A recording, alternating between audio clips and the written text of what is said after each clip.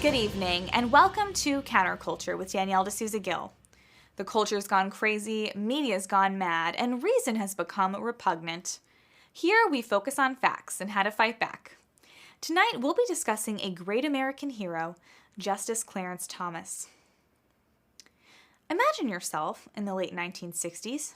You're at the College of the Holy Cross and enter the dorm room of a disaffected young black student with a poster of Malcolm X on the wall. In conversation with the student, you learn that he is a transfer from a Catholic seminary.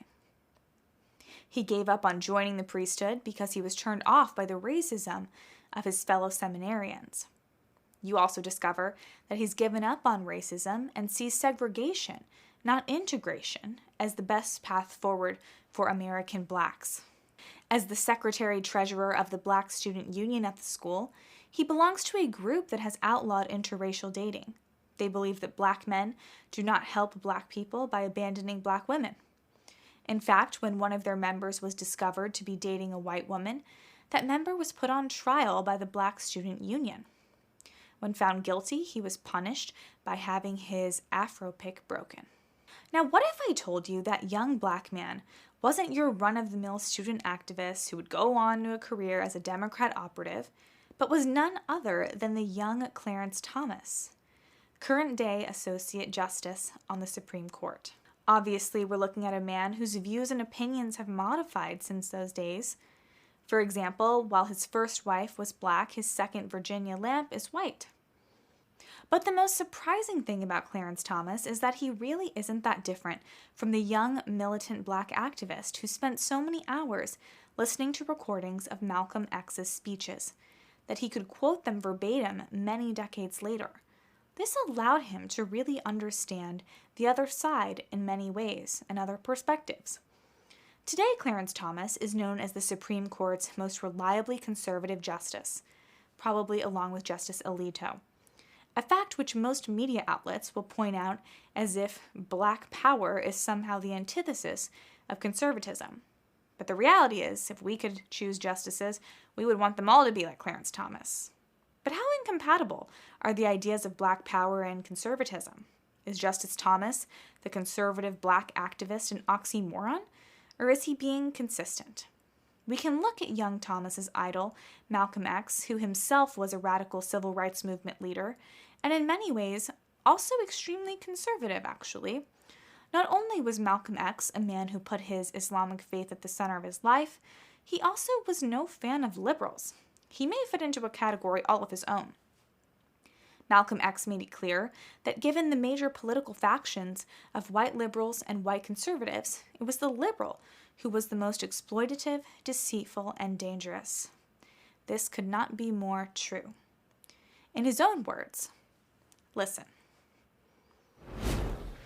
The white liberal differs from the white conservative only in one way.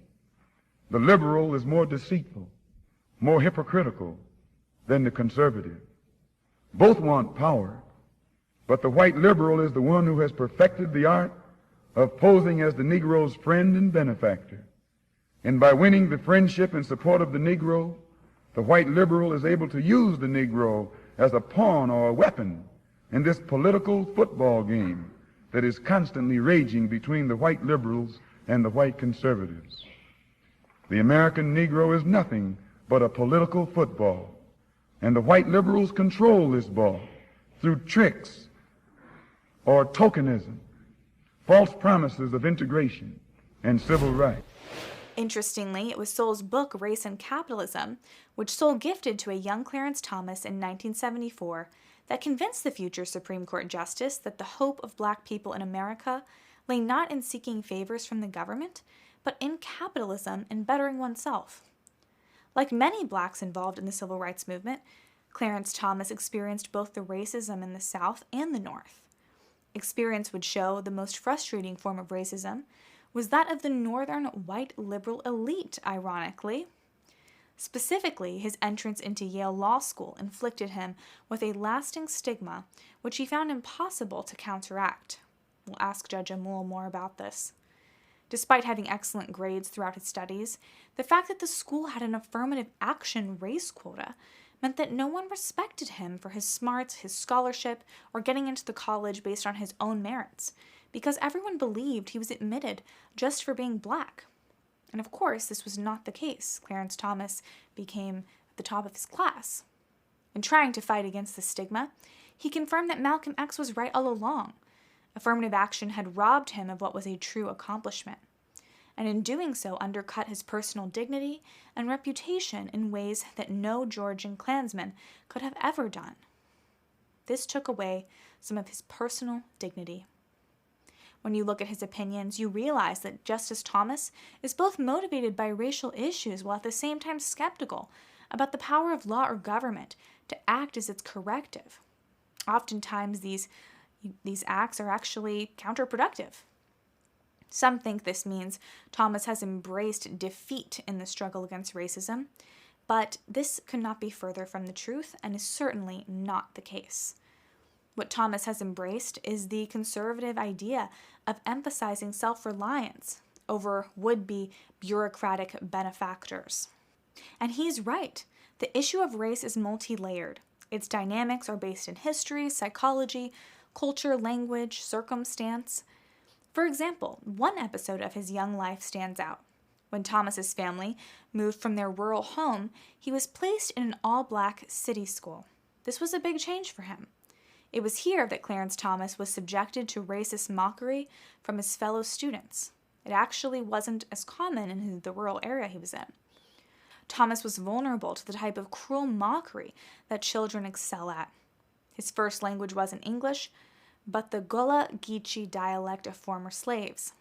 And to quote one of his black schoolmates at the time, quote, "Clarence had big lips, nappy hair, and he was almost literally black," end quote. It was mostly for his skin color that he was mocked.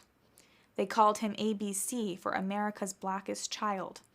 If he were any blacker, he'd be blue, quote, they said. It's a very conservative idea to see the government as too blunt an instrument to solve something so complicated as racism. This is reflected in Clarence Thomas's experiences gained during the desegregation movement. In the end, he claims that neither he nor his black schoolmates wanted to be forced to attend school with white children. What they really wanted was a school with air conditioning and heat, better books, and desks that weren't broken. These are some of the key foundations to education. According to Thomas, the simpler solution was also the elegant solution and was better for everyone. By providing an equal starting point for black people to start their own businesses and schools, black Americans could have the experience of improving their lot in life under their own power. In contrast to the belittling tone that most Democrats strike today, the vision Thomas embraces is one of actual empowerment that leads to a form of equality that breaks down racial barriers instead of exacerbating them.